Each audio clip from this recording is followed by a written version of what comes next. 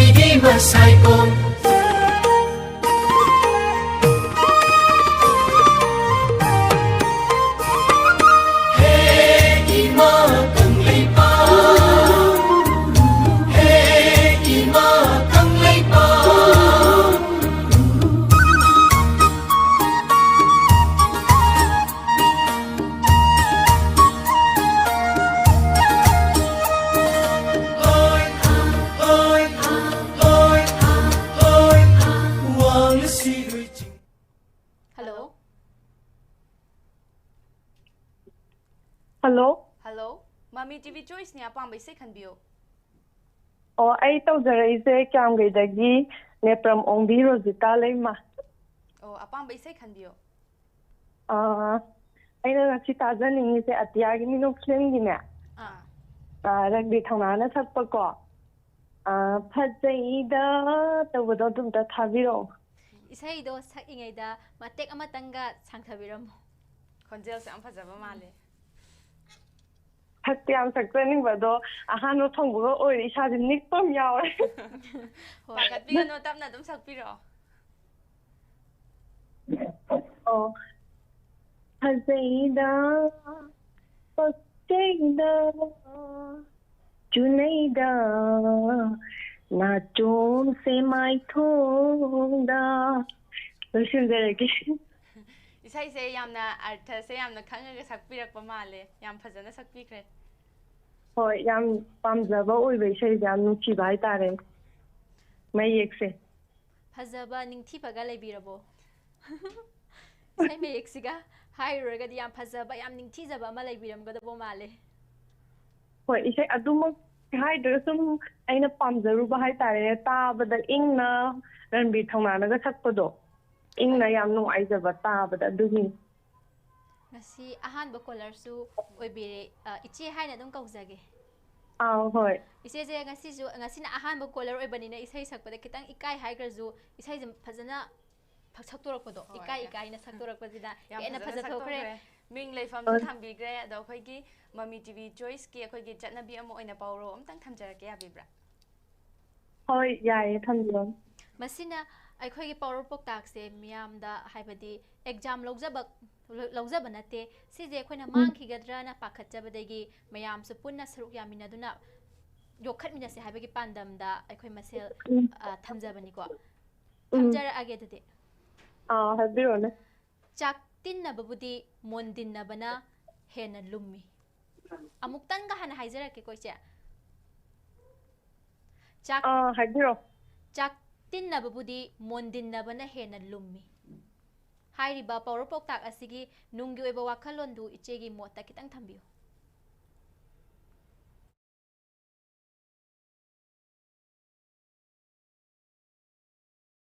tabi ka hello hoi kaino sak chaminaraga mapan thongda ko hoi mapan thongda kaino tor budi mapan thongda kai haini phajaba thaba budi akoigi thamoi sengna loinabado aduna hena phai manungdagi sengna thamoi sengna loinabaduna hena phai sumainoi thamjarage yamna nungai jai ahanbu caller su oibire duka aikoigi power poktak nainabasida yamna pukningi oiba warol khara thambirakpagi damakta hainingai letana ichebu thagachari mathangi nomaijing numita su sungsoi soidana saruk yabiu haina haijage hoi yajarage thank you so much tabiro tarage hoi thajarage thanbira iba isai se thajarage mayam punna taminaras oh sorry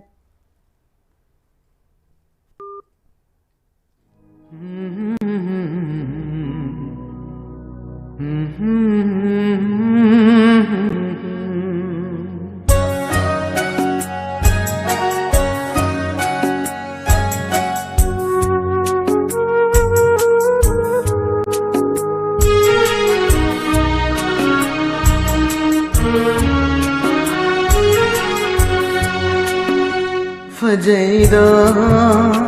paksayda chunayda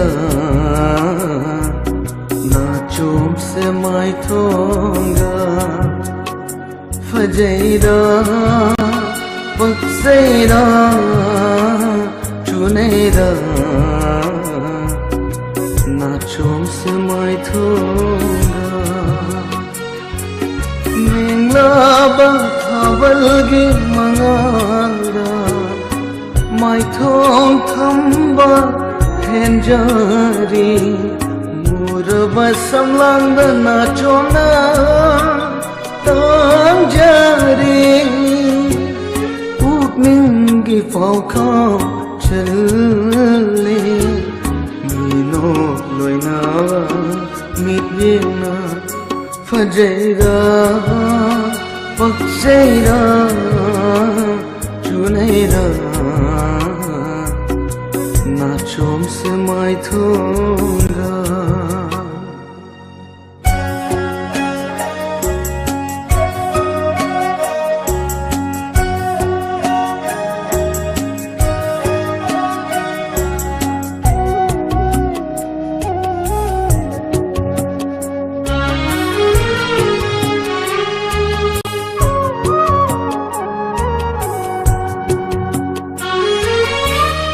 Jathawana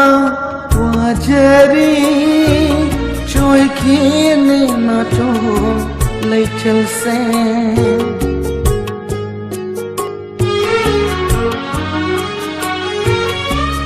Jathawana wajari choy khine na to leichal se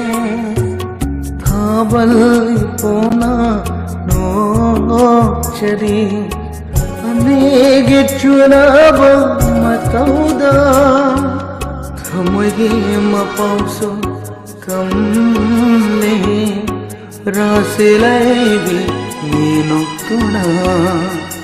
फजैदा पक्चैदा चुनैदा नाशोम से मैं थोंगा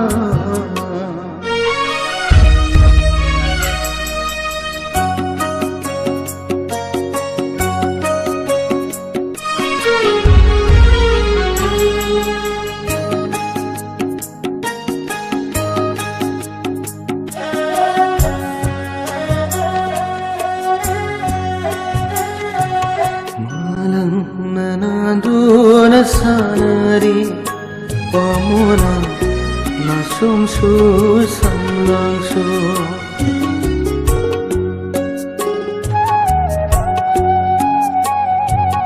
malang nananduna sanari pamona nasum su samlang su lambi mangli nongin chegla mai thong tha ubada khoi rum minok na shum hale chikla bathanilgi ahing se fajaida pachaida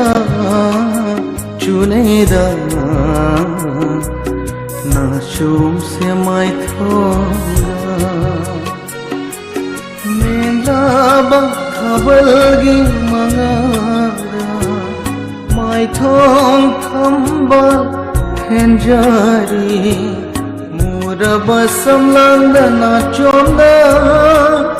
anjari pugningi paukang challe minok loinaba midyana फजैदा पक्चैदा चुनैदा नाशोम से मैं थोंगा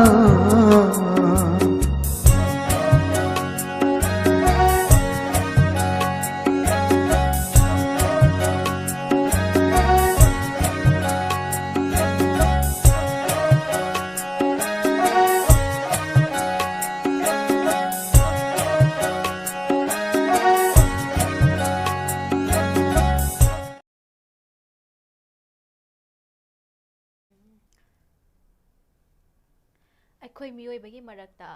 ꯑꯁꯤꯕꯒꯤ ꯂꯃꯟꯇꯣꯡ ꯇꯣꯟꯗꯕ ꯀꯅꯥꯕꯨ ꯂꯩꯔꯤꯕꯒꯦ ꯇꯥꯏꯕꯪꯗ ꯈꯣꯡꯗꯥꯔꯛꯄ ꯃꯤꯀꯨꯞ ꯑꯗꯨꯗꯒꯤ ꯑꯁꯤꯕꯒꯤ ꯂꯃꯟ ꯇꯣꯟꯗꯨꯅ ꯂꯥꯛꯂꯕꯅꯤ ꯑꯆꯨꯝꯕꯃꯛꯅꯤ ꯑꯩꯈꯣꯏ ꯃꯤꯑꯣꯏꯕꯅ ꯍꯤꯡꯂꯤꯉꯩ ꯃꯇꯝ ꯈꯔ ꯑꯁꯤꯗ ꯇꯨꯡꯒꯤ ꯃꯤꯔꯣꯜꯒꯤꯗꯃꯛ ꯌꯥꯏꯐꯅꯅꯕ ꯊꯕꯛ ꯈꯔꯗꯪ ꯇꯧꯐꯝ ꯊꯣꯛꯇꯕ꯭ꯔꯥ ꯑꯩꯈꯣꯏꯒꯤ ꯃꯃꯤ ꯇꯤꯚꯤ ꯆꯣꯏꯁꯀꯤ ꯊꯧꯔꯝ ꯑꯁꯤꯕꯨ ꯀꯣꯜ ꯇꯧꯕꯤꯔꯛꯄ ꯑꯃꯗꯤ ꯌꯨꯇ꯭ꯌꯨꯕꯀꯤ ꯈꯨꯠꯊꯥꯡꯗ ꯐꯦꯁꯕꯨꯛꯀꯤ ꯈꯨꯠꯊꯥꯡꯗ ꯃꯤꯠꯌꯦꯡ ꯇꯥꯕꯤꯔꯤꯕ ꯈ꯭ꯋꯥꯏ ꯄꯨꯝꯅꯃꯛꯄꯨ ꯑꯃꯨꯛꯀ ꯍꯟꯅꯁꯨ ꯏꯀꯥꯏ ꯈꯨꯝꯅꯕ ꯎꯠꯆꯔꯤ ꯑꯩꯈꯣꯏꯒꯤ ꯄ꯭ꯔꯣꯒ꯭ꯔꯥꯝ ꯑꯁꯤꯗ ꯀꯣꯜ ꯇꯧꯕꯤꯔꯛꯇ꯭ꯔꯕꯁꯨ ꯍꯦꯟꯅ ꯊꯋꯥꯏ ꯍꯥꯞꯄꯤꯗꯨꯅ ꯌꯨꯇ꯭ꯌꯨꯕ ꯑꯃꯗꯤ ꯐꯦꯁꯕꯨꯛꯇ ꯊꯋꯥꯏ ꯍꯥꯞꯄꯤꯔꯤꯕꯁꯤꯡꯕꯨꯁꯨ ꯌꯥꯝ ꯅꯨꯡꯉꯥꯏꯖꯩ ꯀꯣꯜ ꯑꯃ ꯂꯥꯛꯄ ꯃꯥꯜꯂꯦ ꯀꯣꯜ ꯑꯃ ꯂꯧꯈꯠꯁꯤꯀꯣ ꯍꯜꯂꯣ ꯍꯜꯂꯣ ꯃꯃꯤ ꯇꯤꯚꯤ ꯆꯣꯏꯁꯅꯦ ꯑꯄꯥꯝꯕ ꯏꯁꯩ ꯈꯟꯕꯤꯌꯣ ꯁꯅꯥꯒꯤ ꯇꯥꯡꯕ ꯐꯤꯂꯝꯒꯤ ꯄꯨꯁꯄꯥꯔꯥꯅꯤꯅ ꯁꯛꯄ ꯑꯆꯤꯛꯄ ꯑꯍꯤꯡꯒꯤ ꯇꯧꯕ ꯏꯁꯩꯗꯣ ꯑꯝꯇ ꯇꯥꯖꯒꯦ ꯏꯁꯩꯁꯨ ꯁꯨꯡꯁꯣꯏ ꯁꯣꯏꯗꯅ ꯊꯥꯖꯔꯛꯀꯦ ꯀꯣꯜ ꯇꯧꯕꯤꯔꯛꯏꯁꯤꯒꯤ ꯃꯤꯡꯒ ꯂꯩꯐꯝꯒ ꯍꯥꯟꯅ ꯊꯝꯕꯤꯌꯨ ꯕꯤꯁꯅꯨꯄꯨꯔꯗꯒꯤ ꯗꯥꯏꯅꯥ ꯗꯥꯏꯅꯥ ꯑꯩꯈꯣꯏꯒꯤ ꯍꯥꯟꯅꯁꯨ ꯇꯧꯔꯛꯈ꯭ꯔꯕ ꯃꯥꯜꯂꯦꯀꯣ ꯇꯧꯔꯛꯈ꯭ꯔꯦ ꯍꯣꯏ ꯇꯧꯔꯛꯈ꯭ꯔꯦ ꯏꯁꯩꯁꯦ ꯍꯧꯖꯤꯛ ꯌꯥꯝꯅ ꯍꯥꯏꯕꯗꯤ ꯌꯥꯝꯅ ꯐꯖꯕ ꯏꯁꯩ ꯑꯃꯈꯛꯇꯅꯦ ꯏꯁꯩꯁꯦ ꯃꯇꯦꯛ ꯑꯃꯇꯪ ꯗꯥꯏꯅꯥ ꯃꯇꯦꯛ ꯑꯃꯇꯪ ꯁꯛꯄꯤꯔꯝꯃꯨ ꯃꯊꯪ ꯑꯣꯏꯅ ꯁꯛꯑꯒꯦ ꯗꯥꯏꯅꯥꯁꯦ ꯃꯃꯥꯡꯗꯁꯨ ꯑꯩꯅ ꯅꯤꯡꯁꯤꯡꯖꯕꯗꯀꯣ ꯏꯁꯩ ꯁꯛꯎ ꯌꯥꯈꯤꯗꯕ ꯃꯥꯜꯂꯦ ꯍꯟꯗꯛꯇꯤ ꯁꯨꯡꯁꯣꯏ ꯁꯣꯏꯗꯅ ꯁꯛꯄꯤꯔꯛꯀꯅꯤ ꯊꯥꯖꯩ ꯃꯇꯦꯛ ꯑꯃꯇꯪ ꯉꯥꯟꯊꯣꯛꯄꯤꯔꯝꯃꯨ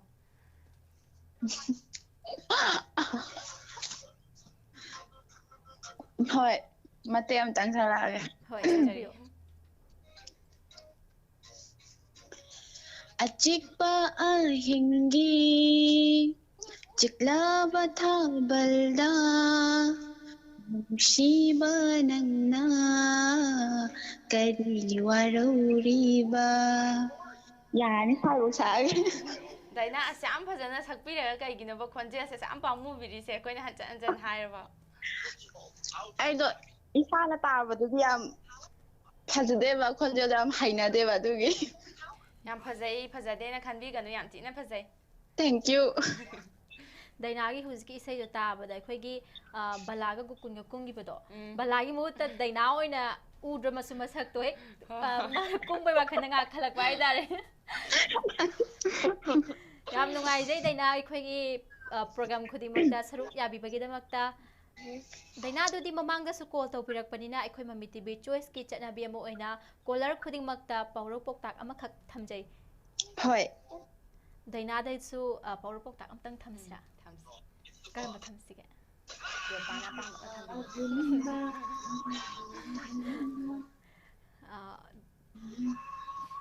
ꯍꯜꯂꯣ ꯍꯜꯂꯣ Hello. ꯗꯥꯏꯅꯥꯁꯤ ꯅꯥꯀꯟ ꯑꯃꯔꯣꯝꯗꯁꯨ ꯌꯥꯝ ꯃꯨꯠꯁꯦ ꯌꯥꯝ ꯅꯨꯡꯉꯥꯏꯕ ꯃꯥꯜꯂꯤꯀꯣ Papatle. ꯃꯃꯥꯡꯒꯤ ꯀꯣꯂꯔꯗꯁꯨ ꯑꯩꯈꯣꯏꯅ ꯍꯪꯖꯈꯤꯕ ꯄꯥꯎꯔꯧ ꯄꯥꯎꯇꯥꯛ ꯊꯝꯖꯈꯤꯕ ꯄꯥꯎꯔꯧ ꯄꯥꯎꯇꯥꯛ ꯑꯗꯨꯃꯛ ꯗꯥꯏꯅꯥꯗꯁꯨ ꯑꯗꯨꯝ ꯊꯝꯖꯔꯛꯀꯦ Hoi. ꯆꯥꯛꯇꯤꯟꯅꯕꯕꯨꯗꯤ ꯃꯣꯟꯗꯤꯟꯅꯕꯅ ꯍꯦꯟꯅ ꯂꯨꯝꯃꯤ Amtaga. ꯆꯥꯛꯇꯤꯟꯅꯕꯕꯨꯗꯤ ꯃꯣꯟꯗꯤꯟꯅꯕꯅ ꯍꯦꯟꯅ ꯂꯨꯝꯃꯤ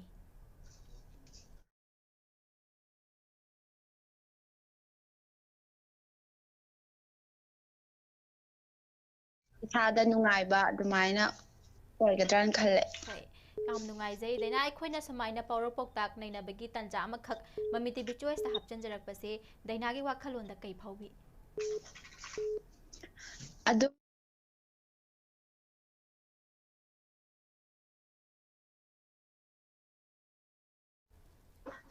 ꯍꯣꯏ ꯑꯆꯨꯝꯕꯃꯛꯅꯤ ꯍꯥꯏꯕꯗꯤ ꯑꯩꯈꯣꯏ ꯁꯤ ꯑꯦꯛꯖꯥꯝ ꯇꯦꯁꯃꯛ ꯅꯠꯇꯕꯅꯤꯅ ꯑꯗꯨꯝ ꯆꯨꯝꯕ ꯆꯨꯝꯗꯕꯗꯤ ꯀꯩꯁꯨ ꯊꯣꯏꯗꯣꯛꯇꯦꯕ ꯑꯩꯈꯣꯏꯒꯤ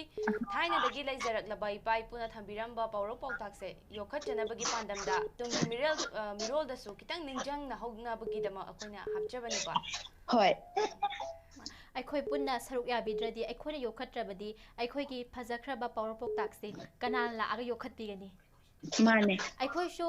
ꯃꯁꯤꯗ ꯑꯩꯈꯣꯏꯁꯨ ꯈꯪꯕ ꯅꯠꯇꯦ ꯀꯩꯝꯇ ꯍꯩꯖꯕ ꯅꯠꯆꯗꯦ ꯑꯩꯈꯣꯏꯁꯨ ꯃꯌꯥꯝꯒ ꯅꯩꯅꯃꯤꯟꯅꯔꯒ ꯍꯦꯟꯅ ꯆꯥꯎꯊꯣꯛꯅꯕ ꯄꯥꯎꯊꯣꯛꯅꯕꯒꯤ ꯋꯥꯈꯜꯂꯣꯟꯗ ꯄꯨꯈꯠꯆꯔꯛꯄ ꯈꯛꯇꯅꯤꯀꯣ ꯑꯗꯨꯗꯤ ꯗꯥꯏꯅꯥꯅ ꯍꯧꯖꯤक ꯄꯥꯝꯅ ꯈꯟꯕꯤꯔꯛꯈꯤꯕ ꯑꯆꯤꯛꯄ ꯑꯍꯤꯡꯒꯤ ꯊꯦꯡꯂꯕ ꯊꯥꯕꯜꯗ ꯍꯥꯏꯔꯤꯕ ꯏꯁꯩ ꯑꯁꯤ ꯑꯩꯈꯣꯏ ꯈꯨꯗꯣꯜ ꯇꯝꯖꯔꯛꯂꯒꯦ ꯃꯌꯥꯝꯒ ꯄꯨꯟꯅ ꯇꯥꯃꯤꯟꯅꯔꯁꯤ Hoi. ꯁꯥꯎꯔꯅꯣꯕ ꯄ꯭ꯂꯤꯖ ꯑꯩ ꯂꯥꯜꯂꯦ ꯍꯥꯏꯕ ꯁꯥꯎꯔꯅꯣꯕ ꯁꯤ ꯑꯆꯤꯛꯄ ꯑꯍꯤꯡꯒꯤ ꯆꯤꯛꯂꯕ ꯊꯥꯕꯜꯗ ꯑꯆꯤꯛꯄ ꯑꯍꯤꯡꯒꯤ ꯆꯤꯛꯂꯕ ꯊꯥꯕꯜꯗ ꯅꯨꯡꯁꯤꯕ ꯅꯪꯅ ꯀꯔꯤꯒꯤ ꯋꯥꯔꯧꯔꯤꯕ ꯑꯆꯤꯛꯄ ꯑꯍꯤꯡꯒꯤ ꯆꯤꯛꯂꯕ ꯊꯥꯕꯜꯗ ꯅꯨꯡꯁꯤꯕ ꯅꯪꯅ ꯀꯔꯤꯒꯤ ꯋꯥꯔꯧꯔꯤꯕ ꯑꯣꯏꯅꯖꯕ ꯅꯪꯒꯤ ꯅꯇꯧꯗꯨꯗ ꯍꯦꯟꯅ ꯍꯦꯟꯅ ꯅꯨꯡꯁꯤꯔꯦ ꯍꯦꯟꯅ ꯍꯦꯟꯅ ꯅꯨꯡꯁꯤꯔꯦ ꯑꯆꯤꯛꯄ ꯑꯍꯤꯡꯒꯤ ꯆꯤꯛꯂꯕ ꯊꯥꯕꯜ ꯍꯜꯂꯣ ꯃꯃꯤ ꯇꯤꯚꯤ ꯆꯣꯏꯁꯇ ꯀꯣꯜ ꯇꯧꯕꯤꯔꯛꯄ ꯑꯄꯥꯝꯕ ꯏꯁꯩ ꯈꯟꯕꯤꯌꯨ ꯑꯩꯈꯣꯏꯒꯤ ꯃꯇꯝ ꯏꯁꯩ ꯀꯩꯅꯣ ꯑꯩ ꯇꯧꯖꯔꯛꯏꯕ ꯍꯤꯌꯥꯡꯂꯩꯃ ꯂꯩꯀꯥꯏꯗꯒꯤ ꯑꯦꯂꯥꯡꯕꯝ ꯁꯤꯅꯤ ꯍꯣꯏ ꯃꯇꯝ ꯏꯁꯩ ꯑꯝꯇ ꯈꯟꯖꯒꯦ ꯌꯥꯒꯗ꯭ꯔꯥ ꯈꯟꯕꯤꯌꯨ ꯑꯩꯈꯣꯏꯒꯤ ꯃꯇꯝ ꯏꯁꯩꯗ ꯊꯣꯉꯥꯝ ꯂꯛꯁꯃꯤꯅ ꯁꯛꯄ ꯀꯅꯥꯒꯤ ꯐꯣꯟꯖꯤꯟꯗ ꯂꯦꯞꯂꯨꯅꯤ ꯇꯧꯕꯗꯣ ꯍꯣꯏ ꯑꯗꯨ ꯑꯝꯇ ꯊꯥꯕꯤꯔꯛꯄ ꯁꯤꯅꯤꯁꯦ ꯑꯩꯈꯣꯏꯒꯤ ꯔꯤꯒꯨꯂꯔ ꯀꯣꯂꯔ ꯑꯃꯈꯛꯅꯤ ꯃꯃꯥꯡꯗꯁꯨ ꯏꯁꯩꯁꯦ ꯌꯥꯝ ꯐꯖꯅ ꯉꯪꯕꯤꯈꯤꯕꯅꯦ ꯑꯗꯨꯅ ꯉꯁꯤꯁꯨ ꯏꯁꯩꯁꯦ ꯃꯇꯦꯛ ꯑꯃꯇꯪ ꯊꯝꯕꯤꯔꯝꯃꯨ ꯍꯣꯏ ꯉꯪꯖꯔꯒꯦ ꯌꯥꯔꯕ ꯌꯥꯔꯦ ꯉꯪꯖꯔꯒꯦ ꯌꯥꯒꯗ꯭ꯔꯣ ꯉꯪꯕꯤꯔꯛꯑꯣ ꯀꯅꯥꯒꯤ ꯊꯣꯡꯖꯤꯟꯗꯕꯨ ꯂꯦꯞꯂꯨꯅꯤ ꯅꯤꯡꯉꯣꯜ ꯑꯣꯏꯔꯤ ꯄꯨꯟꯁꯤꯅ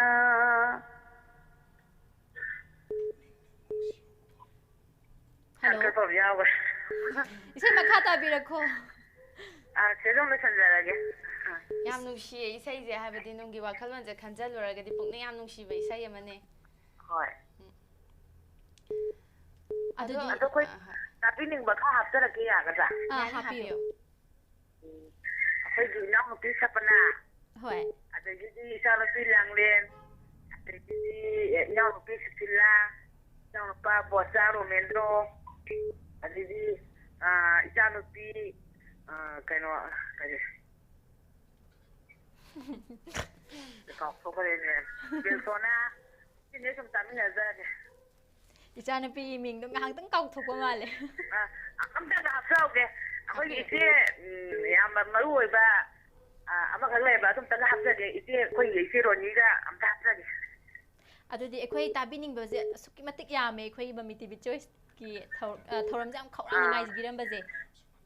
ꯍꯣꯏ. ꯃꯊꯪꯗꯒꯤꯗꯤ ꯀꯣꯜ ꯇꯧꯕꯤꯔꯛꯄ ꯃꯇꯝꯗ ꯍꯥꯏꯗꯤ ꯇꯥꯕꯤꯅꯤꯡꯉꯤꯕ ꯃꯌꯥꯝꯁꯦ. ꯇꯥꯗꯦ ꯀꯩꯕ? ꯇꯥꯕꯤꯀꯣ? ꯍꯜꯂꯣ. ꯍꯜꯂꯣ. ꯍꯜꯂꯣ, ꯇꯥꯔꯤꯌꯦ. ꯃꯊꯪꯗꯒꯤꯗꯤ ꯑꯩꯈꯣꯏ ꯗꯦꯗꯤꯀꯦꯠ ꯇꯧꯕꯤꯔꯤꯕ ꯃꯤ ꯃꯌꯥꯝꯁꯤꯁꯨ ꯌꯥꯎꯔꯒ ꯀꯣꯜ ꯇꯧꯕꯤꯔꯛꯑꯣ. ꯌꯥꯝ ꯅꯨꯡꯉꯥꯏꯕ ꯑꯃ ꯑꯣꯏꯒꯅꯤꯅ ꯈꯟꯖꯩ. ꯍꯣꯏ.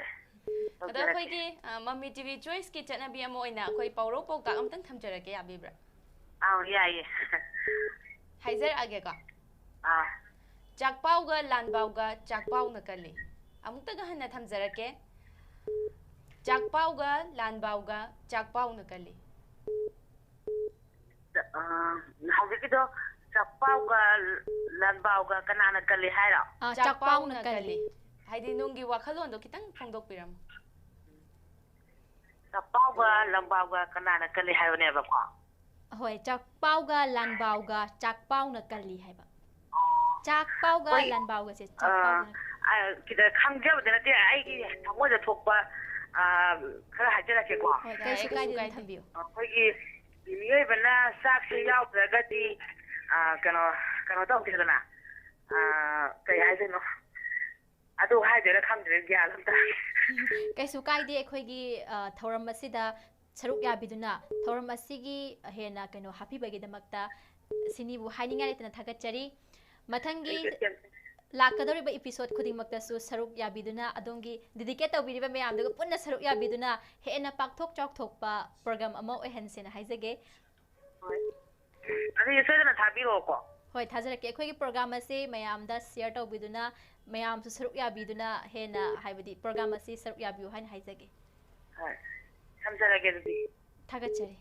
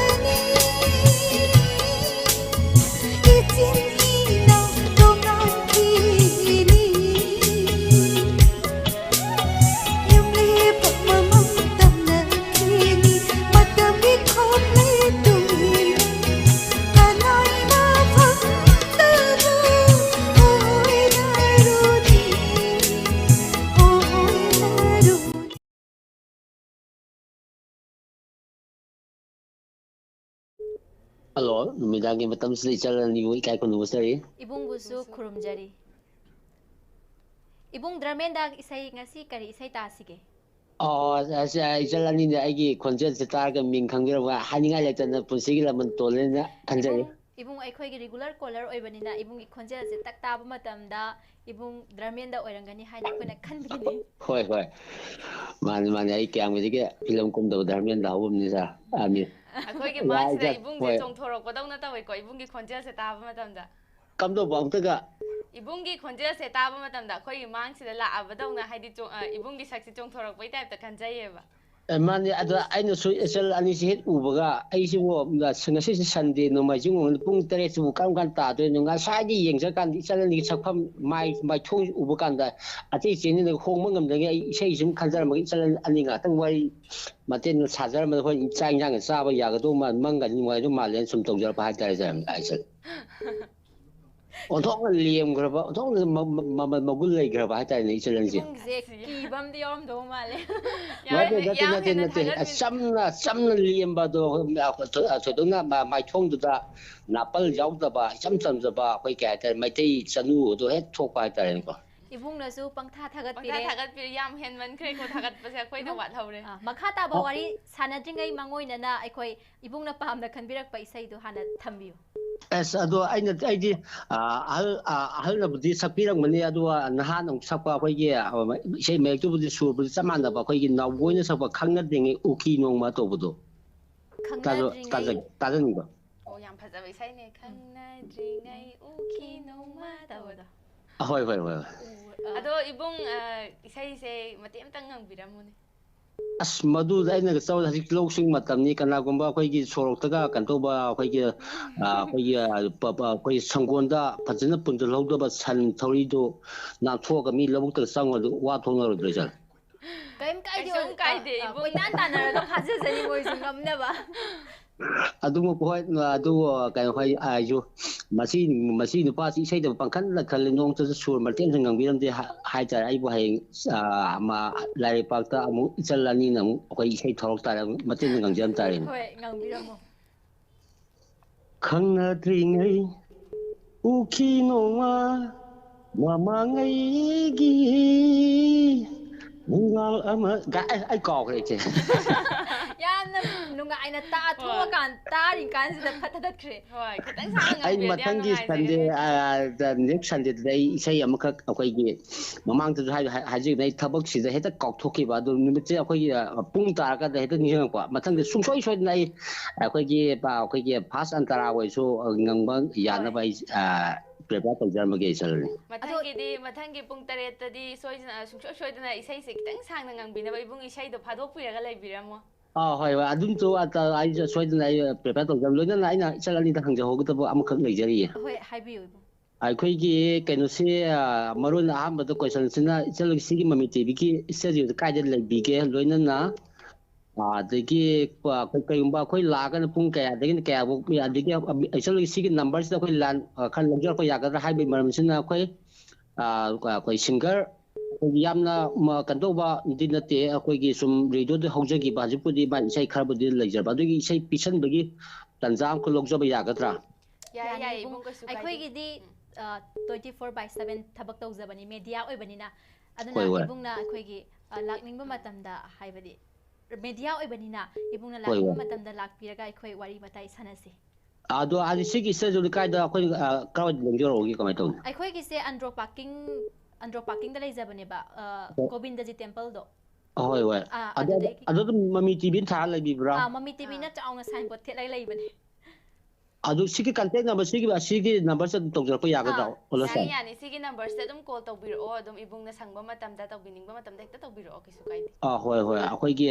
ꯁꯤꯡꯒꯔ ꯃꯄꯨꯡ ꯐꯥꯕ ꯁꯤꯡꯒꯔꯕꯨꯗꯤ ꯑꯣꯏꯗꯦ ꯑꯗꯨꯁꯨ ꯃꯥꯒꯤ ꯀꯩꯅꯣꯁꯨ ꯑꯩꯈꯣꯏꯅ ꯅꯣꯡ ꯐꯥꯗꯣꯛꯀ ꯁꯨꯃꯥꯏꯅ ꯑꯩꯈꯣꯏꯅ ꯈꯟꯖꯔꯛꯄꯗ ꯍꯦꯛ ꯊꯥꯕꯤꯔꯛꯄ ꯉꯝꯅꯕ ꯍꯥꯏꯖ ꯇꯥꯔꯦꯀꯣ ꯑꯩꯈꯣꯏ ꯑꯃꯅ ꯑꯃ ꯌꯣꯛꯈꯠꯂꯒ ꯑꯃꯅ ꯑꯃ ꯆꯥꯎꯊꯣꯛꯅꯕ ꯍꯣꯠꯅꯗꯅ ꯀꯅꯥꯅ ꯍꯣꯠꯅꯕꯤꯒꯅꯤ ꯏꯕꯨꯡ ꯑꯗꯨꯅ ꯑꯩꯈꯣꯏ ꯄꯨꯟꯅ ꯍꯣꯠꯅꯃꯤꯟꯅꯁꯤ ꯑꯗꯨꯒꯤ ꯋꯥꯈꯜꯂꯣꯟꯗꯅꯦ ꯑꯩꯁꯨ ꯑꯩꯈꯣꯏꯒꯤ ꯄ꯭ꯔꯥꯏꯚꯦꯠ ꯆꯦꯅꯦꯜ ꯃꯆꯥ ꯑꯩꯈꯣꯏ ꯔꯦꯗꯤꯑꯣ ꯃꯌꯥꯝꯕꯨꯗꯤ ꯂꯩꯖꯩ ꯑꯗꯨ ꯑꯩꯅ ꯃꯃꯤ ꯇꯤꯚꯤꯁꯦ ꯊꯦꯡꯅꯖꯈꯤꯕꯗꯤ ꯑꯩꯈꯣꯏꯒꯤ ꯋꯥꯔꯤ ꯁꯥꯟꯅꯖꯕ ꯏꯆꯜ ꯑꯅꯤꯁꯤ ꯌꯥꯝꯅ ꯁꯤꯟꯁꯔ ꯑꯣꯏꯕ ꯌꯥꯝꯅ ꯄꯨꯛꯆꯦꯜ ꯁꯦꯡꯕ ꯌꯥꯝꯅ ꯃꯒꯨꯟ ꯂꯩꯕ ꯑꯣꯏꯕꯗꯨꯗ ꯑꯩꯅꯁꯨ ꯅꯨꯡꯇꯤꯒꯤ ꯍꯥꯏꯗꯨ ꯍꯞꯇꯥ ꯈꯨꯗꯤꯡꯒꯤ ꯁꯨꯝ ꯑꯩꯅꯁꯨ ꯇꯧꯖꯅꯤꯡꯕ ꯍꯥꯏꯇꯥꯔꯦ call ibungna aikhoibu suki matik haibdi thagat piba nungshi bibegi damakta ibungbu tawbimal khangba uchari hoi hoi misali su kai kono gari Thagachari. ibung aikhoigi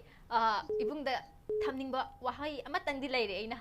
oh takpiu ibungna aikhoi ichal haina kori adum kaubi ko adu marakta miss haina thelak paje kamlo ba angka miss haina theselak paje kano ne akhoi sum kai haitara akhoi ate te senen singda akhoi RJ singse lesai masa yau ba ko adugi kano ta akhoi heta sat long ne ta haidok khiu de heta break phaba nang hokta ba akhoi nong sur kan akhoi slip chat to break pha kan ta Kashu akhoi gidi ibung akhoi miss madam ko bidras akhoi kashu thoidok pa leijade dum ichel hai ga dum ko biyo kashu kaijade adu de ai su mamang da miss ga sorry ka isal singa haina gi ba leiba tu dai he kauk thok ki ba miss madam je da han de ha pan gi tor ba ta Mami TV di art and culture da yamna hakchin na lawjaba platform amakak oibanina mani ai mamang su da isal ani su haibi gre ai su yamna sum ba gi jokot gi akhoi mai te gi ge halama sing na tambiram wahai wata paja ba samani ise indon ima adi indom sa yamba inau ikura yam ganu ga haise ipondo ga I tapagi kanu sing mari se that pidana ba kan honari ba hoi sigi senen sibu su aina haninga gi laitan igai kono za ba tai ko hoi ibung akhoi na su ibung bu ikai khumna bu chari ibung aikhoigi pauropok tak nei na begi tanja adu ibung su logjara agi ai dinga sai adu ngai sai ha hobodi ai ngai la gira ba masi ong tang karamba kan ma hanga ka masi wai khum ngam na ga nei kok ta khallaga lai gira sai ibungi khonjel su aikhoina phajana khangabani na mathangdi collect torokpaga pauropok tak se hani da thamjala agi kisu kai da kai bali ngamdre na ko do kaisu kai di ibung aikoi ngamba ngamdaba khumba ngamba ngamdaba karisu thoidokte ko ibung mani sai dokti adudi anjali kram thamsige thamjar age koi bong try to jage chak pau ga lan pau ga chak pau na kali adu masan ta bane masan ta bane di akhoi gi isam na da ai gi koi kano si pangal si na tra kano si ai gi sak yog ga ding sai gi pot akhoi ai tawning ni ba thabak thoram sing cha thoning gi khol sing da adu di phane yam lu su ne ai gi sak yog de akhoi gi lan da bok ta akhoi gi sak yog da akhoi leba mayama ma kim yog yin ko mani bung yam nungai jai ibung na akhoi gi program habi ibung na akhoi gi program khudi makta episode khudi makta saruk yabiduna ibungi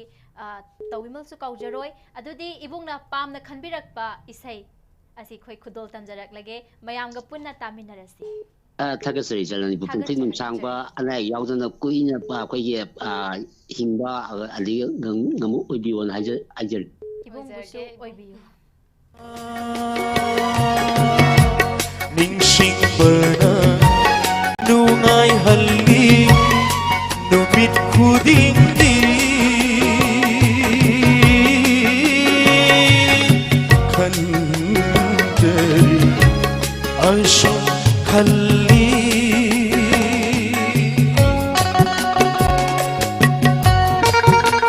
sesi layo kerboja mengunyi tawai temang sati tu Swarga giling golding nasik na nuway na tabi buon sa nuhay na kumang macamang na nisa di Mr. Aiba himself. Thank you.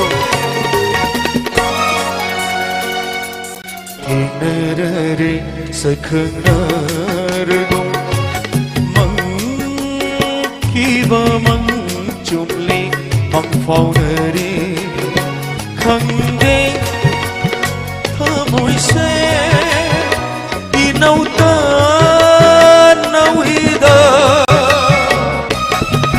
Janari ikut asyira nung sigi mangsira kau halapni hai jabati ngamde bicara baikai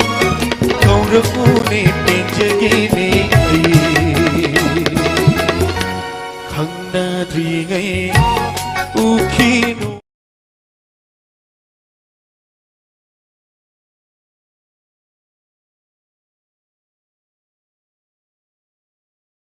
이세 연 갖다 간자게 yani tane ha apam bisai do khanbiu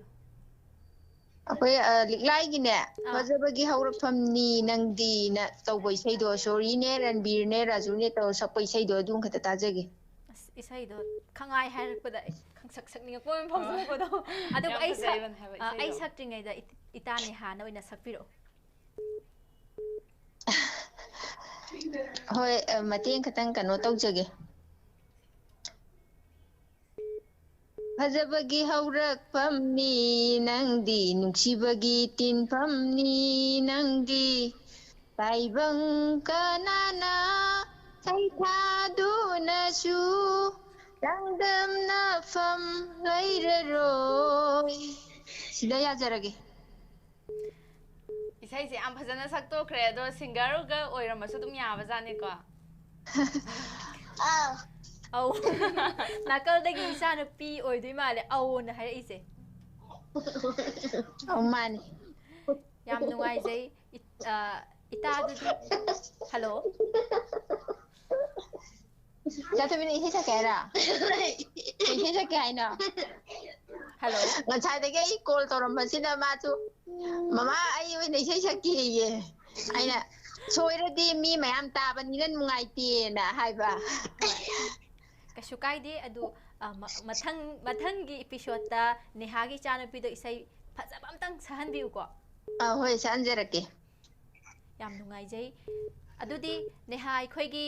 ꯏꯇꯥ ꯅꯦꯍꯥ ꯑꯩꯈꯣꯏꯒꯤ ꯃꯃꯤ TV ꯆꯣꯏꯁꯀꯤ ꯆꯠꯅꯕꯤ ꯑꯃ ꯑꯣꯏꯅ colour ꯈꯨꯗꯤꯡꯃꯛꯇ power ꯄꯥꯎꯇꯥꯛ ꯑꯃ ꯊꯝꯕ ꯑꯗꯨꯃꯥꯏꯅ ꯏꯇꯥ ꯅꯦꯍꯥꯗꯁꯨ ꯑꯝꯇꯪ ꯊꯝꯖꯔꯛꯀꯦ. ꯍꯣꯏ ꯇꯥꯛꯄꯤꯌꯨ. ꯏꯐꯨꯠ ꯆꯥꯝꯃꯗꯤ ꯃꯦꯟꯕ ꯉꯝꯃꯤ, ꯆꯤꯟ ꯑꯃꯗꯤ ꯃꯦꯟꯕ ꯉꯝꯗꯦ. ꯑꯃꯨꯛꯇꯪꯒ ꯍꯟꯅ ꯍꯥꯏꯖꯔꯛꯀꯦꯀꯣ. ꯍꯣꯏ ꯇꯥꯛꯄꯤꯌꯨ. 이풋 ꯆꯥꯝꯃꯗꯤ ꯃꯦꯟꯕ ꯉꯝꯃꯤ, ꯆꯤꯟ ꯑꯃꯗꯤ ꯃꯦꯟꯕ ꯉꯝꯗꯦ. ꯍꯣꯏ ꯁꯤꯅ ꯑꯩꯒꯤ ꯈꯪꯖꯕꯤꯗ ꯍꯥꯏꯖꯔꯒꯦ. ꯍꯥꯏꯗꯤ ꯃꯤꯑꯣꯏꯕꯒꯤ ꯑꯩꯈꯣꯏꯒꯤ ꯃꯤꯒꯤ ꯃꯆꯤꯟ ꯍꯥꯏꯕꯁꯦ ꯍꯣꯏ. ꯑꯩꯈꯣꯏ ꯉꯥꯡꯊꯣꯛꯈꯤꯕ ꯍꯥꯏꯗꯣꯛꯈꯤꯕ ꯍꯥꯏꯕꯁꯦ ꯂꯣꯏꯔꯕꯅꯤ ꯍꯥꯏꯕꯗꯤ ꯑꯃꯨꯛ ꯍꯟꯅ ꯍꯟꯖꯜꯂꯣ ꯍꯥꯏꯕ ꯌꯥꯔꯔꯣꯏꯕ. ꯑꯗꯨꯒ ꯑꯩꯈꯣꯏꯒꯤ ꯏꯁꯤꯡꯒꯤ ꯏꯔꯝ ꯑꯗꯒꯤ ꯏꯔꯝ ꯈꯣꯡꯂꯝꯗꯤ ꯑꯗꯨꯝ ꯑꯩꯈꯣꯏꯅ ꯃꯦꯟꯕ ꯌꯥꯏ. ꯃꯤꯒꯤ ꯃꯆꯤꯟ ꯍꯥꯏꯕꯁꯤꯗꯤ ꯑꯃꯗꯒꯤ ꯑꯃ ꯑꯗꯨꯅ ꯀꯅꯥꯅꯁꯨ ꯑꯩꯈꯣꯏ ꯃꯦꯟꯕ ꯉꯝꯃꯣꯏꯅ ꯍꯥꯏꯖꯅꯤꯡꯉꯤ. ꯑꯆꯨꯝꯕꯃꯛꯅꯤ. ꯌꯥꯝ ꯆꯨꯝꯅ ꯊꯝꯕꯤꯈ꯭ꯔꯦ. ꯏꯇꯥ ꯆꯥꯛ ꯏꯁꯤꯡ ꯎꯅꯕꯤꯔꯕꯣ? ꯆꯥꯛ ꯆꯥꯗ꯭ꯔꯤꯌꯦ. ꯆꯥꯛꯇꯤ ꯑꯉꯥꯡꯈꯩ ꯄꯤꯖꯈ꯭ꯔꯦ. ꯑꯩ ꯁꯨꯝ ꯀꯣꯜꯁꯦ ꯁꯨꯝ ꯉꯥꯏꯔꯝꯕꯅꯦ. ꯆꯥꯛꯀꯤ ꯇꯥꯏꯃꯤꯡꯒ ꯍꯥꯏꯐꯦꯠ ꯆꯥꯅꯕ ꯑꯗꯩꯗ ꯑꯩꯅ ꯆꯥꯛ ꯀꯣꯟꯅ ꯆꯥꯔꯒꯦꯅ ꯇꯧꯖꯔꯝꯕꯅꯤ. ꯌꯥꯝ ꯅꯨꯡꯉꯥꯏꯖꯩ ꯏꯇꯥꯅ ꯑꯩꯈꯣꯏꯒꯤ ꯄ꯭ꯔꯣꯒ꯭ꯔꯥꯝ ꯑꯁꯤ ꯉꯁꯥꯏꯁꯨ ꯑꯩꯈꯣꯏꯒꯤ WhatsApp ꯒ꯭ꯔꯨꯞ ꯑꯃ ꯑꯩꯈꯣꯏꯅ ꯁꯦꯝꯖꯕꯗꯣ. ꯑꯗ ꯏꯇꯥ ꯉꯁꯥꯏ ꯀꯣꯜ ꯇꯧꯕꯤꯔꯛꯑꯝꯃꯦ. ꯑꯩ ꯐꯣꯜꯗꯨ ꯈꯔ ꯌꯥꯈꯤꯗ꯭ꯔꯕ ꯑꯗꯩꯗ ꯑꯩꯅ ꯍꯥꯏꯐꯦꯠ ꯁꯨꯝ ꯌꯥꯕ꯭ꯔꯥꯅ ꯇꯧꯖꯔꯝꯕꯅꯦ ꯑꯗꯨꯒꯤ ꯅꯝꯕꯔꯗꯨ. ꯌꯥꯝ ꯅꯨꯡꯉꯥꯏꯖꯩ ꯑꯩꯈꯣꯏꯒꯤ ꯄ꯭ꯔꯣꯒ꯭ꯔꯥꯝ ꯑꯩꯈꯣꯏꯒꯤ ꯂꯦꯞꯇꯅ ꯁꯟꯗꯣꯛꯆꯔꯤꯕ ꯄ꯭ꯔꯣꯒ꯭ꯔꯥꯝ ꯈꯨꯗꯤꯡꯃꯛꯇ ꯁꯔꯨꯛ ꯌꯥꯕꯤꯌꯨ ꯏꯇꯥ. ꯍꯥꯟꯅꯗꯒꯤꯁꯨ ꯌꯥꯗꯨꯅ ꯂꯥꯛꯄꯤꯔꯤ. ꯃꯇꯨꯡ ꯇꯥꯔꯛꯄꯗꯁꯨ ꯍꯦꯟꯅ ꯌꯥꯕꯤꯌꯨ ꯍꯥꯏꯅ ꯊꯝꯖꯒꯦ. ꯍꯣꯏ ꯊꯥꯒꯠꯆꯔꯤ. ꯑꯗꯨꯗꯤ ꯏꯇꯥꯅ ꯄꯥꯝꯅ ꯈꯟꯕꯤꯔꯛꯄ ꯏꯁꯩ ꯑꯁꯤ ꯑꯩꯈꯣꯏ ꯈꯨꯗꯣꯜ ꯇꯝꯖꯔꯛꯂꯒꯦ. ꯃꯌꯥꯝꯒ ꯄꯨꯟꯅ ꯇꯥꯃꯤꯟꯅꯔꯁꯤ. ꯇꯥꯃꯤꯟꯅꯔꯁꯤ. ꯁꯩꯊꯥꯕꯨꯒꯤ ꯂꯣꯏꯔꯣ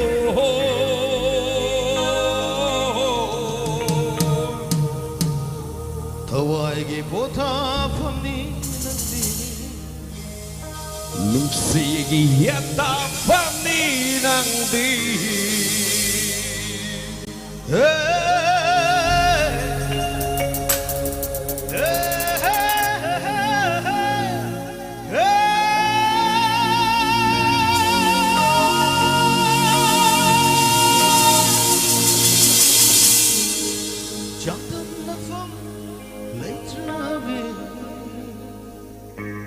Yeah, hey, hey, hey, hey. Sang đâm nở phẩm lấy từ bi. Oh, anh ghi lịch là. Oh, anh ghi lịch là.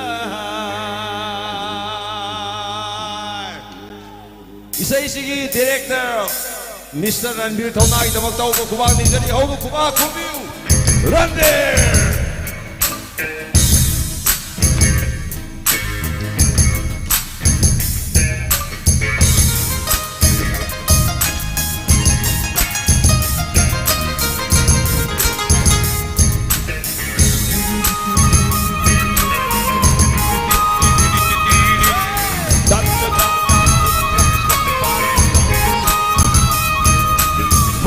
ꯈꯣꯏꯔꯨꯝꯒꯤ ꯍꯧꯔꯛꯐꯝꯅꯤ ꯅꯪꯗꯤ ꯅꯨꯡꯁꯤꯕꯒꯤ ꯇꯤꯟꯐꯝꯅꯤ ꯅꯪꯗꯤ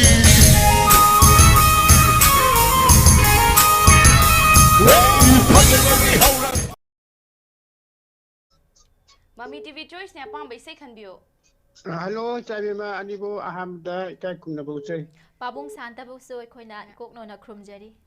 Hoi, I Maul Kadi Santa. Pabung Koi Konzel the Tower, the Koi Pabung Santa Kanse, Pabung Asidica say Tasige. Asidi say she Sulmata Nuna is the Sakiba, say Oigani, Koyungumna Saklotpa, Nong Tangumna Siakmang Baido, when it can take. Pabung Kogi, Pabung they say Kanbirak Bamatam da Koi Stes Isais Nihena Pam the Kanbirak by Dare. Mamang the shoe. Hello, Tabiko Pabung. Hoi, Isai Yampam. Oh, Yam Nungai Pabung. Pabung Jack is sing unabirable. Nga say ay pungtaruk mamangi episode pungtaruk da hawgani haiba ma loram da hadi giba ta ja hoye ko ay hawjik tagi adum loy buk ta dorom deba aduna taruk tagi ngai si sola lakta ba adigi tare ta salak amdai da chak cha tho ure aduga hawjik ta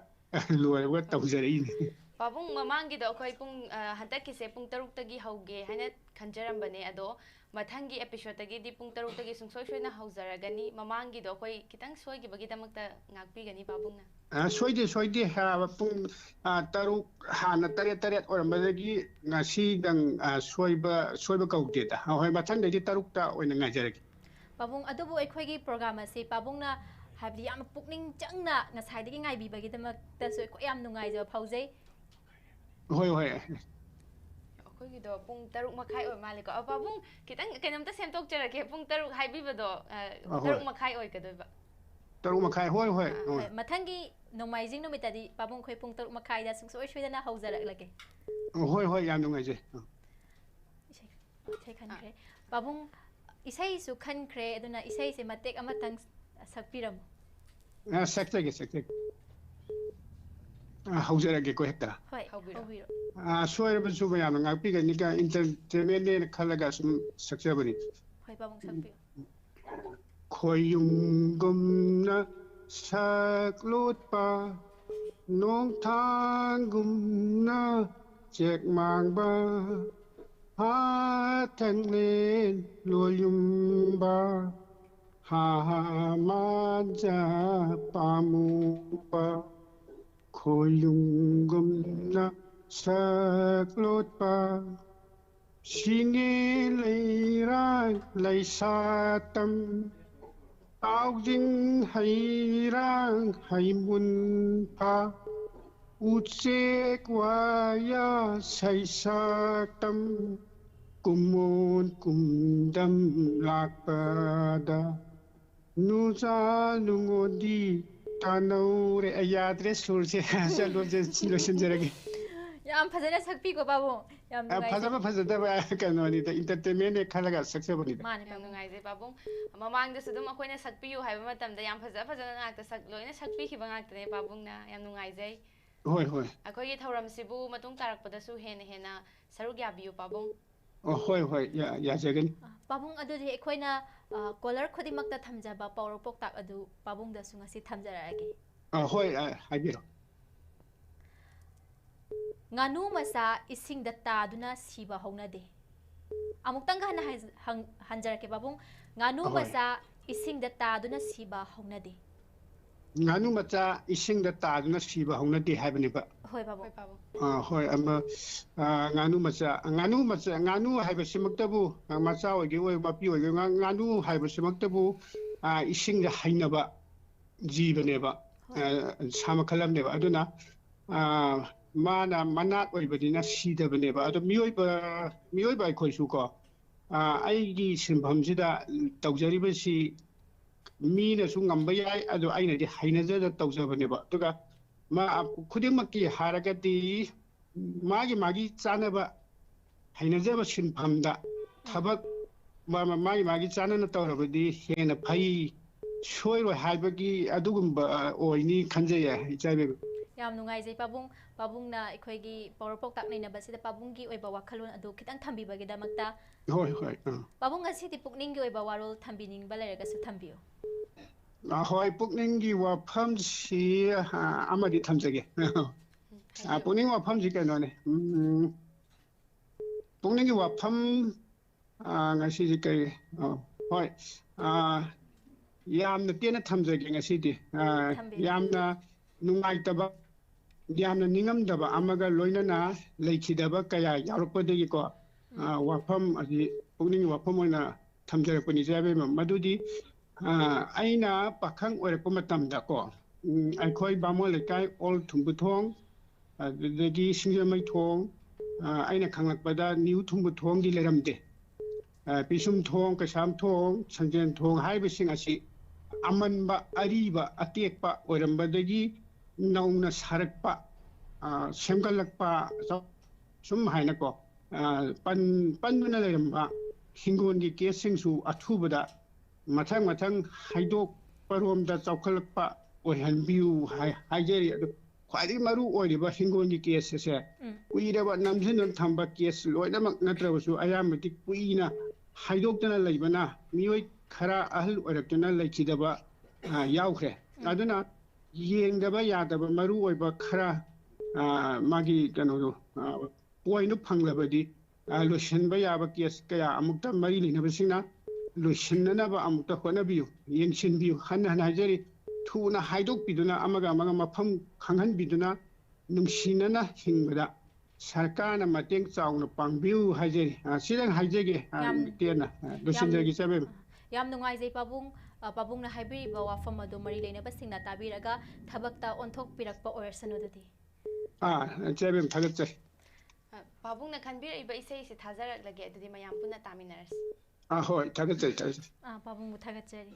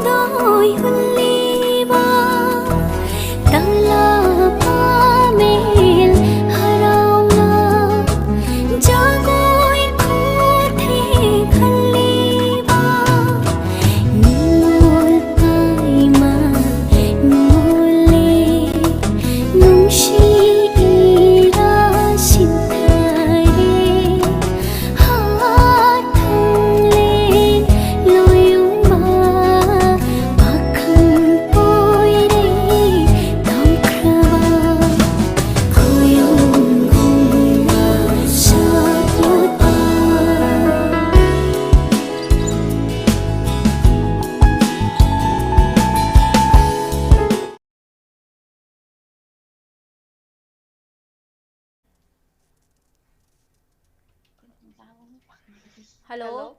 Hello. Mami TV Choice ne apam bai sai khanbiyo. Au khanjege. Ngasai call ji tawbo ko dum phangdaba last hour da phange. Khanbiyo apam bai sai khanbiyo. Ai je tapta gi go. Khoi Manipur tapta gi Kukilen 8 to. Kukilen 8. Thajarake call tawbirai sigi minga leifam ga hana thambiyo. Ai je ngai khong khulen dagi. Mingna Maisnam Gita Devi. Gita Devi. Ngasina ahan ba call tawbirak po oidira. Man ihamane. Chak ising unabira ba? Sa ising je unajadri. Ai khara thenglapna chaba hai tare ko. Akoi dagi kitang senior oibiba male do ichi haina kauzarage ko. Hoi kauwi ani oyangani ai sahi yang khai manga muk sujare. Ichi hazu kai kai tawbiramino aduga akoi gi Mami TV Choice se karamba khuthang de yengbibana. Ai je phone da dum yenge ba ko yamba. Hoi. TV ga di yengdre phone da dum yengba. Admai tawe aduga ai hojik se imong nupi mane sumam bane ba tungre ba. Call se dum nama ga kana torba do tungi ba sapsana sungi ba tapsana phone pa kala poane. Je khoi gi ahan ba caller su oibibanina isai ase khoi matek amtang sakpiram. Isai jidi tapta gi isai jidi Kukilen sab ai che kuki nupi kano to bai dune ba tapta sakpa ge do ai sakpa di haite ba mai isai je. Hoi. Soidana thabira uko. Hoi thajarake. Ado ichi ahan ba caller su oire ado akoi Mami TV gi program sing se leptana matung da tarak pakan da leptana saruk yabiro aduga akoi gi Mami TV se subscribe tawbidaba taragadi subscribe tawbiyo share tawbiyo adongi ichi gi maruk mapang sing da. Hoi. Ado mathang Sunday da dum hawradabane. No tawbiyo leptana yam nungaije khoi bu support tawbibagi. Ado Sunday da phone pakhala tawdi tawno ko. Sunday ma pakhatiro ko. Ay caller khudik ma ke loina phone paikhat chai ko. Ha.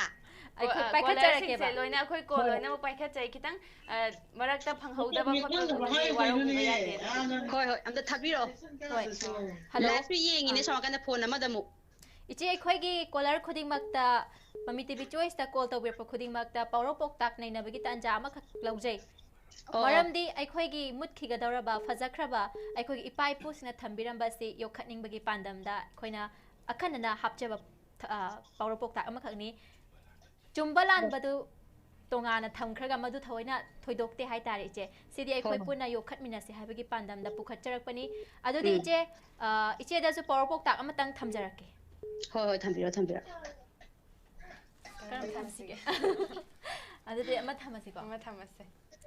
Khudong chababu phanglabadi sadu su hurali.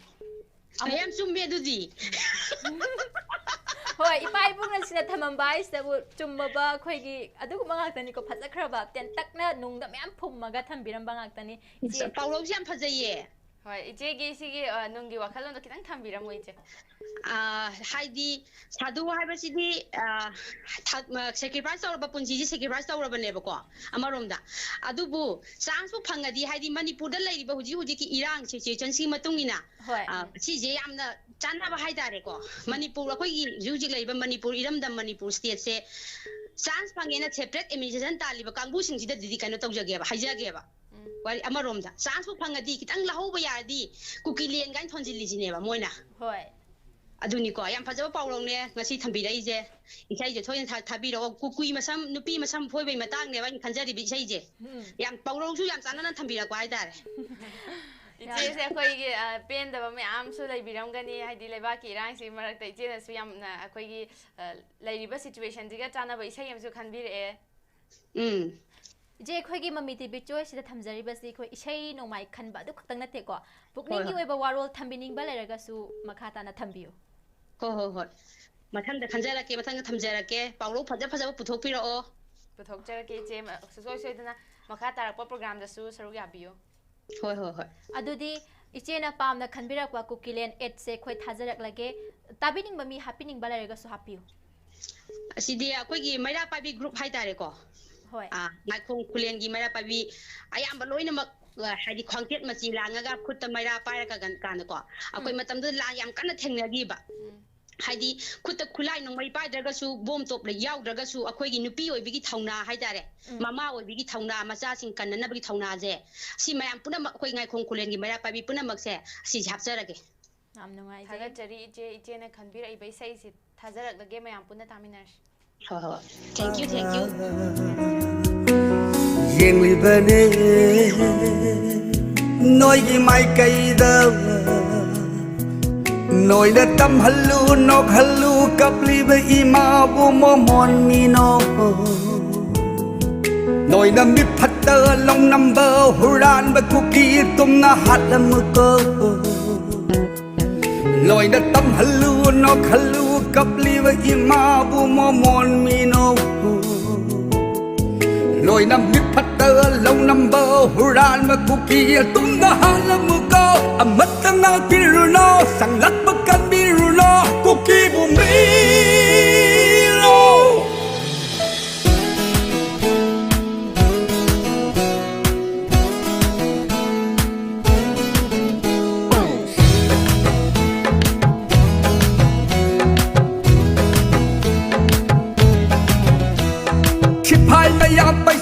si kari tau doi na ba phar don tham jali si kai dau dau ri bana mai ta ilam india na sai na oi na urabra pakistan ni khalla za la delhi now ai khoi se mai tai si na nuclear bomb sa ba hira madika sipai maya paisali si kari tau doi na ba phar don tham jali si kai dau dau ri bana mai ta ilam india now sai na oi na urabra pakistan ni khalla za la delhi now ai khoi se mai tai si na nuclear bomb sa ba hira madi india na tauri si tauram loi sumai na aphi siam na re gam nam thok na doi ni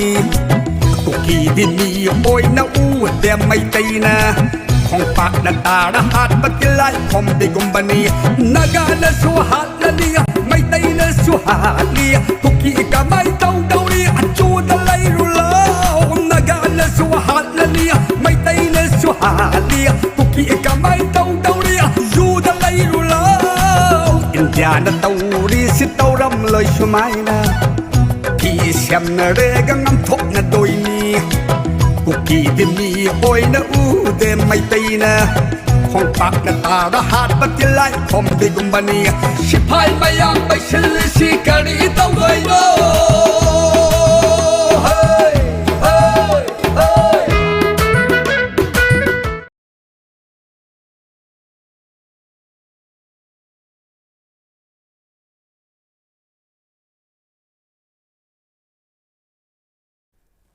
Oja hamamna bana chapa nungshira waigi thawai manga do atum ta tajage nungshira hoi yamna tabada yamna nungsiba isai amakhakni call ta wira isigi minga laifam ga hana thambiyo ai singge maidagi ai mamang da chu khanjaga bane iche nene pramila hoi nene cha ising jabirabo unajara kai mathel chabiragi nene ngasidi tharoi thong masare yam hawba magangni ada nene khanbirai ba isai se morok ti khara sare nene na khanbirai ba isai se mati am tangan angangbiramo ha isai se koi ngangbudi ngangake ai yam haibadinate nungchiraba aigi thawai manga dong ai kainani nanga faida lo sinjaraga nene je isai je taraga thawai se am sonthaba maliko habdi sigi isai je khoina tumam dai da tar kan da su pukning jam nungsiba mit ki pi se tarakanu yada bhai tare अखोई की थवाई इजिगा हक्चांग सिगा करम कांदा खाइना गनी जे खंग दबा हाय तारे सिगी सही ज नुंग the फुमगा हाय बे सही से होय यामना नुशीबा इसै अमा खखनी नेने ना सुमते अमा लानथोक पिखरे यामना थागत चरी नेने बु ꯑꯗꯨꯗꯤ ꯅꯦꯅꯦꯗ ꯑꯩꯈꯣꯏꯒꯤ ꯃꯃꯤ ꯇꯤꯚꯤꯒꯤ ꯆꯣꯏꯁꯀꯤ ꯆꯠꯅꯕꯤ ꯑꯃ ꯑꯣꯏꯅ ꯄꯧꯔꯧ ꯄꯥꯎꯇꯥꯛ ꯅꯩꯅꯕꯒꯤ ꯇꯥꯟꯖꯥ ꯑꯗꯨ ꯅꯦꯅꯦꯗꯁꯨ ꯑꯩꯈꯣꯏ ꯑꯃꯠꯇ ꯂꯧꯖꯒꯦ ꯍꯥꯏꯕꯤꯌꯨ ꯌꯥꯅꯤ ꯈꯪꯉꯗꯤ ꯈꯨꯝꯖꯔꯛꯀꯦ ꯈꯪꯗ꯭ꯔꯒꯗꯤ ꯎꯄꯥꯏ ꯂꯩꯇꯦꯀꯣ ꯀꯔꯤꯁꯨ ꯀꯥꯏꯗꯦ ꯅꯦꯅꯦ ꯈꯪꯕ ꯈꯪꯗꯕ ꯀꯩꯁꯨ ꯊꯣꯏꯗꯣꯛꯇꯦ ꯁꯨꯝ ꯑꯩꯈꯣꯏꯅ ꯌꯣꯛꯈꯠꯆꯅꯤꯡꯕꯒꯤ ꯄꯥꯟꯗꯝꯗ ꯊꯝꯖꯕꯗꯣ ꯑꯗꯨꯗꯣ ꯄꯨꯟꯅ ꯁꯔꯨꯛ ꯌꯥꯃꯤꯟꯅꯁꯦ ꯍꯥꯏꯕꯒꯤ ꯋꯥꯈꯜꯂꯣꯟꯗ ꯊꯝꯖꯕꯅꯤ ꯍꯣꯏ ꯍꯣꯏ ꯌꯥꯝ ꯅꯨꯡꯉꯥꯏ ꯊꯝꯖꯔꯛꯑꯒꯦꯀꯣ ꯅꯦꯅꯦ ꯍꯣꯏ ꯍꯣꯏ ꯈꯨꯠꯀꯤ ꯈꯨꯖꯤꯕꯨ ꯃꯤꯡꯁꯦꯜ ꯄꯥꯟꯕ꯭ꯔꯥ ꯑꯃꯨꯛꯇꯪ ꯍꯟꯅ ꯍꯥꯏꯖꯔꯛꯀꯦ ꯈꯨꯠꯀꯤ ꯈꯨꯖꯤꯕꯨ ꯃꯤꯡꯁꯦꯜ ꯄꯥꯟꯕ꯭ꯔꯥ ꯃꯗꯨꯃꯗꯤ ꯑꯩ ꯈꯨꯝꯕꯗ ꯈꯤꯇꯪ ꯋꯥꯗꯧ ꯃꯥꯜꯂꯦ ꯀꯩꯁꯨ ꯀꯥꯏꯗꯦ ꯅꯦꯅꯦꯅ ꯑꯩꯈꯣꯏꯒꯤ ꯊꯧꯔꯝ ꯑꯁꯤꯗ ꯀꯣꯜ ꯇꯧꯕꯤꯔꯛꯇꯨꯅ ꯑꯩꯈꯣꯏꯒꯤ ꯊꯧꯔꯝ ꯑꯁꯤ ꯃꯄꯨꯡ ꯐꯥꯕꯗ ꯁꯔꯨꯛ ꯑꯃ ꯌꯥꯕꯤꯕꯒꯤꯗꯃꯛꯇ ꯅꯦꯅꯦꯕꯨ ꯍꯥꯏꯅꯤꯡꯉꯥꯏ ꯂꯩꯇꯅ ꯊꯥꯒꯠꯆꯔꯤ ꯅꯦꯅꯦ ꯉꯁꯤꯁꯦ ꯅꯦꯅꯦꯗꯩ ꯈꯪꯅꯤꯡꯕ ꯑꯃꯈꯛ ꯂꯩꯔꯦ ꯑꯩꯅ ꯍꯥꯏꯕꯤꯌꯨ ꯌꯥꯅꯤ ꯅꯦꯅꯦꯁꯦ ꯉꯁꯤꯁꯦ ꯏꯟꯖꯥꯡꯁꯤ ꯏꯍꯥꯎ ꯍꯥꯎꯇꯕ ꯑꯣꯏꯗꯣꯏꯔꯥ ꯃꯨꯠꯁꯤ ꯏꯅꯨꯡ ꯅꯨꯡꯉꯥꯏꯇꯕ ꯑꯃ ꯃꯥꯟꯕ ꯍꯥꯏꯇꯥꯔꯦ ꯈꯣꯟꯖꯦꯜꯁꯦ ꯇꯥꯕꯗ ꯁꯥꯎꯅꯤꯡꯕ ꯃꯥꯟꯕ ꯑꯃ ꯌꯥꯎ ꯊꯔꯣꯏ ꯆꯥꯔꯨꯕꯒꯤ ꯃꯣꯔꯣꯛ ꯁꯥꯕꯒꯤ ꯑꯣꯏꯗꯣꯏꯔꯥ ꯅꯠꯇ꯭ꯔꯒ ꯀꯩꯒꯤ ꯑꯣꯏꯕꯤꯗꯣꯏꯅꯣ ꯃꯣꯔꯣꯛ ꯁꯥꯕꯒꯤ ꯑꯣꯏꯗꯣꯏꯅꯦ ꯑꯩ ꯃꯣꯔꯣꯛꯁꯦ ꯀꯌꯥ ꯆꯥꯗꯦ ꯍꯣꯏ ꯑꯗꯨꯗꯤ ꯃꯣꯔꯣꯛ ꯑꯁꯥꯕꯁꯦ kaya pamd꯭ꯔꯒꯁꯨꯅꯦ ꯑꯗꯨꯝ ꯆꯥꯁꯜꯂꯦ ꯑꯗꯨꯗꯤ ꯅꯦꯅꯦ ꯏꯁꯩꯁꯦ ꯇꯥꯔꯒ ꯃꯣꯔꯣꯛ ꯁꯥꯕꯗꯣ ꯐꯕ ꯑꯣꯏꯔꯁꯅꯨꯀꯣ ꯑꯗꯨꯗꯤ ꯏꯁꯩ ꯇꯥꯔꯒ ꯃꯣꯔꯣꯛ ꯁꯥꯕꯗ ꯅꯠꯇꯦ ꯄꯨꯛꯅꯤꯡ ꯁꯥꯟꯇꯤ ꯑꯣꯏꯗꯣꯏꯅꯤ ꯃꯥꯅꯤꯅꯦ ꯌꯥꯝꯅ ꯆꯨꯝꯕ ꯋꯥꯐꯝꯅꯤ ꯏꯁꯩꯁꯦ ꯑꯩꯈꯣꯏ ꯄꯨꯟꯁꯤꯒ ꯇꯠꯅ ꯊꯥꯅꯕ ꯌꯥꯗ꯭ꯔꯕ ꯃꯔꯤ ꯑꯃꯈꯛ ꯂꯩ ꯍꯥꯏꯇꯥꯔꯦꯅꯦ ꯋꯥꯔꯁꯨ ꯏꯁꯩ ꯅꯨꯡꯉꯥꯏꯔꯁꯨ ꯏꯁꯩ ꯑꯋꯥꯕ ꯏꯁꯩꯅ ꯅꯨꯡꯉꯥꯏꯕ ꯏꯁꯩꯗꯒꯤ ꯃꯒꯨꯟ ꯇꯥꯕ ꯅꯠꯇꯦ ꯍꯥꯏꯇꯥꯔꯦꯅꯦ ꯍꯣꯏ ꯍꯣꯏ ꯑꯗꯨꯗꯤ ꯅꯦꯅꯦꯅ ꯄꯥꯝꯅ ꯈꯟꯕꯤꯔꯛꯄ ꯅꯨꯡꯁꯤꯔꯕ ꯑꯩꯒꯤ ꯊꯋꯥꯏ ꯃꯉꯥ ꯀꯩꯗꯧꯉꯩ ꯀꯥꯏꯅꯒꯅꯤ ꯅꯪꯒ ꯍꯥꯏꯔꯤꯕ ꯅꯨꯡꯒꯤ ꯋꯥꯍꯟꯊꯣꯛ ꯂꯩꯈ꯭ꯔꯕ ꯏꯁꯩ ꯑꯁꯤ ꯅꯦꯅꯦ ꯑꯩꯈꯣꯏ ꯈꯨꯗꯣꯜ ꯇꯝꯖꯔꯛꯂꯒꯦ ꯃꯌꯥꯝ ꯄꯨꯟꯅ ꯇꯥꯃꯤꯟꯅꯔꯁꯤ ꯊꯥꯒꯠꯆꯔꯤ ꯀꯥꯏꯅꯒꯤ ꯅꯪꯒ ꯋꯥꯔꯦ ꯋꯥꯃꯤꯅꯩ ꯅꯨꯡꯉꯥꯏꯔꯦ ꯅꯨꯡꯉꯥꯏꯃꯤꯅꯩ ꯋꯥꯔꯦ ꯋꯥꯃꯤꯅꯩ ꯅꯨꯡꯉꯥꯏꯔꯦ ꯅꯨꯡꯉꯥꯏꯃꯤꯅꯩ ꯑꯁꯨꯛ ꯀꯨꯏꯅ ꯇꯤꯟꯅꯔꯛꯄ ꯅꯪꯒ ꯅꯨꯡꯁꯤꯔꯕ ꯑꯩꯒꯤ ꯊꯋꯥꯏ ꯃꯉꯥ ꯀꯩꯗꯧꯉꯩ ꯀꯥꯏꯅꯅꯤ ꯅꯪꯒ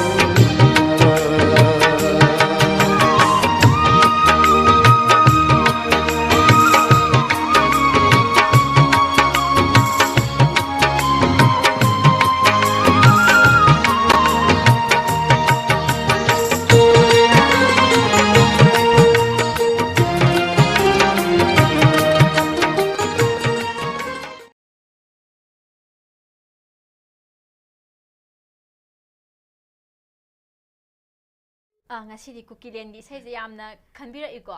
ꯃꯥ ꯀꯣꯜ ꯇꯧꯕꯤꯔꯛꯏꯁꯤꯒꯤ ꯃꯤꯡꯒ ꯂꯩꯐꯝꯒ ꯍꯥꯟꯅ ꯊꯝꯕꯤꯌꯨ ꯑꯩꯒꯤ ꯂꯩꯐꯝꯅ ꯊꯥꯡꯃꯩꯕꯟ ꯂꯧꯔꯝꯄꯨꯔ ꯂꯩꯀꯥꯏꯗꯒꯤꯅꯦ ꯃꯤꯡꯅ ꯁꯃꯨꯔꯥꯄꯝ ꯍꯦꯝꯆꯟꯗ꯭ꯔ ꯀꯧꯏ ꯃꯤꯡꯁꯦ ꯑꯃꯨꯛꯇꯪꯒ ꯍꯟꯅ ꯊꯝꯕꯤꯌꯨꯅꯦ ꯁꯃꯨꯔꯥꯄꯝ ꯍꯦꯝꯆꯟꯗ꯭ꯔ ꯀꯧꯏ ꯍꯦꯝꯆꯟꯗ꯭ꯔꯁꯦ ꯉꯁꯤꯅ ꯑꯍꯥꯟꯕ ꯀꯣꯂꯔ ꯉꯁꯤꯅ ꯑꯍꯥꯟꯕ ꯀꯣꯂꯔ ꯑꯣꯏꯗꯣꯏꯅꯦ ꯆꯦ ꯍꯣꯏ ꯂꯩꯐꯝꯁꯤꯗꯒꯤ ꯑꯩꯈꯣꯏ ꯀꯣꯂꯔꯗꯤ ꯃꯌꯥꯝ ꯑꯃ ꯇꯧꯕꯤꯔꯛꯄ ꯑꯗꯨꯗ ꯃꯤꯡꯁꯦ ꯑꯍꯥꯟꯕ ꯇꯥꯕꯩꯅꯦ ꯑꯩ ꯉꯥꯏꯍꯥꯛꯇꯪ ꯆꯃꯝꯅꯕ ꯍꯥꯏꯇꯥꯔꯦ ꯑꯗꯨꯗꯤ ꯍꯦꯝꯆꯟꯗ꯭ꯔ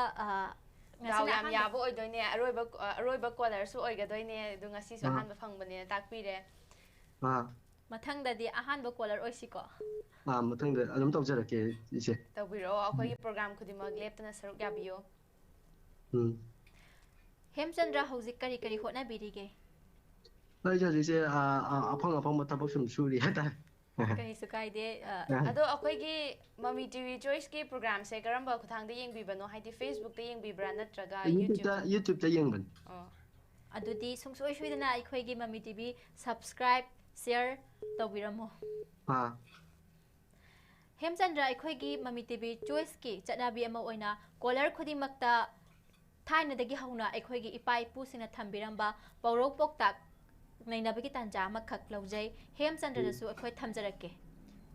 ꯁꯤꯅ ꯑꯩꯈꯣꯏ ꯈꯨꯝꯕ ꯉꯝꯕ ꯉꯝꯗꯕ ꯍꯥꯏꯕꯗꯨꯗꯤ ꯇꯣꯈꯥꯏꯅ ꯊꯝꯈ꯭ꯔꯒ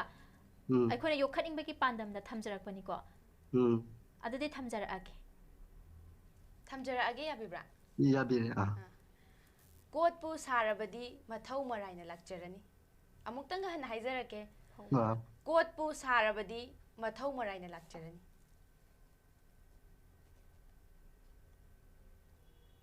คุมไม่ต้องว่าเลยใช่ทั้งที่คุมจะเลยเฮ้ยก็สุดท้ายเดไอ้คุยกับโปรแกรมมาสิดาสรุปยาบีบกิดมักตาเฮมจันทร์บูหายนิ่งไงเลยนะทักจริไอ้คุยนะสุกุมแบบมามีทีวีจอยสิดาปาวโรปกตากอามาขับขัดจรักบาเซ่เฮมจันทร์กิว่าขลุ่นดักกะริพาวบีไม่ใช่ไอ้คุยกี่ไปเลยกี่ไปพูดแล้วทำบีน้ำบ้าคุยกี่รู้มือยกขัดปะคุยปะสิ่งที่เดี๋ยวมันจะยามันไว้ในทางปุ๊บตรงตัวเสร็จยามนั้นยังไงเจ๊อดูดีเฮมจันทร์คันบิรักไปเซ่สิทาร์กะไอ้คุยกี่อร่อยบากอลเลอร์อดูโอยจระกีมาตุ้งตารักปัตสุสงสวยช่วยนะกอลเตาบิเราอิสัยสิทาจรักลาเกมายามปุณณตามินาร์ช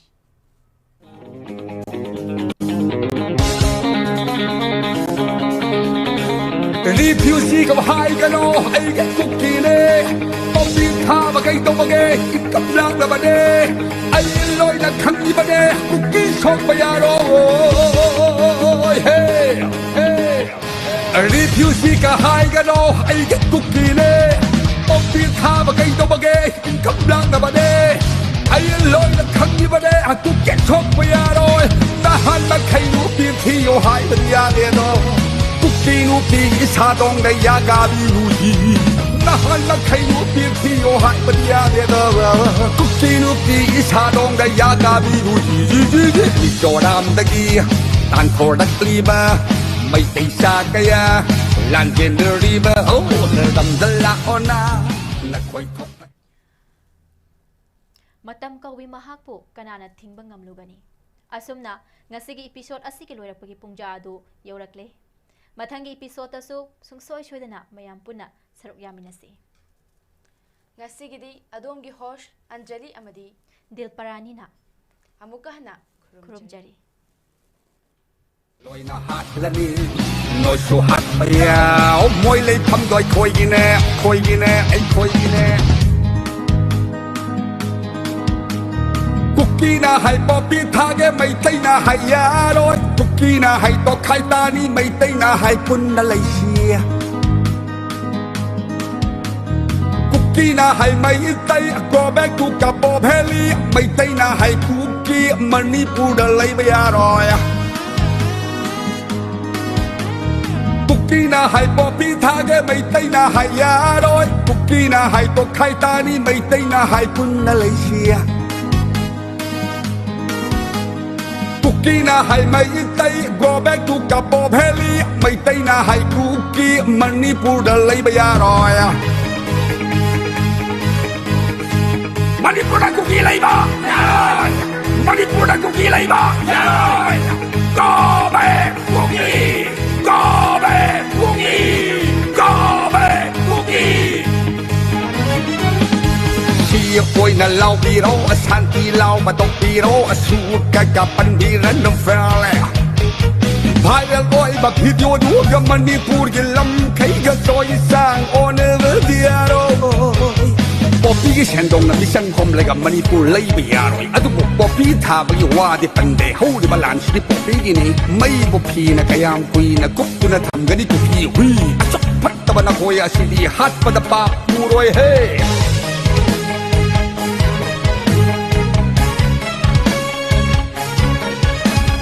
ปอปี้ก็เช่นตรงนั้นที่สังคมเลยกับมันนี่พูดเลยไม่อร่อยอะทุกปอปี้ท่าไปว่าที่ปันเดเขาที่มาหลานสิปอปี้กินไม่ปอปี้นะขยามคุยนะกุ๊กตุนทำกันนี่กุ๊กกี้หุยจบพัดตะวันโคยอาศิดีฮัดปัดปาเลยรอยมันนี่พูดคุกกี้ไม่อร่อยมันนี่พูดคุกกี้ไม่อร่อยก็แบกคุกกี้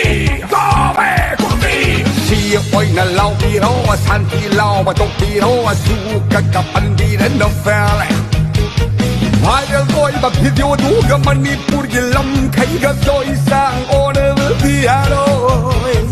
ลานทำที่ไม่ได้น้องชานิ่งหันเงินนู้ทำหน้าเลยอยู่ลานใบปากเลยให้น่ะลา